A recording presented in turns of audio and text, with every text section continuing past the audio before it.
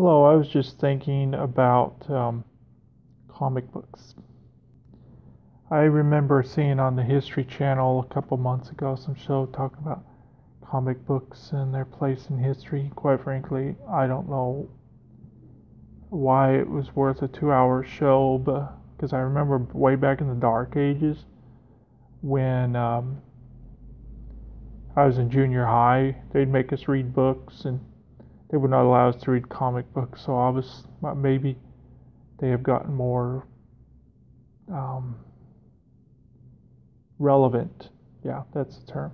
But they were just talking about how they change with the issues, and they try to show things that's going on with the culture. And I really don't know if they're trying to be creative or they're just doing market research, just trying to sell stories. And right now they're doing I've noticed a lot of comic book characters. Marvel and DC, they're tweaking their characters. So I was just thinking, well, maybe they need to come up with a character brand new character that's very fallible.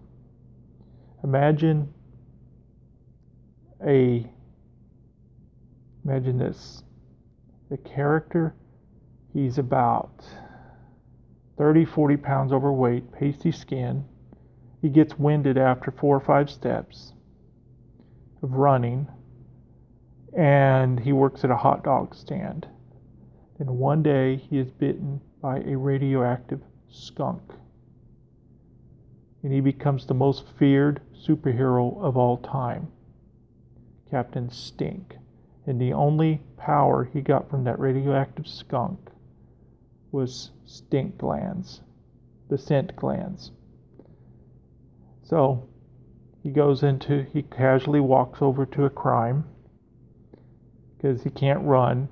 He goes in there, the supervillain attacks him, he shirks in fear, and that's when his power kicks in. And he could wipe out 10 to 15 miles. Nobody could take him. I was just thinking, well, that's a character a lot of us could identify with, because we're not in shape. Most of us aren't in shape anymore. We could identify with his imperfection and just trying to do something right with what little he had.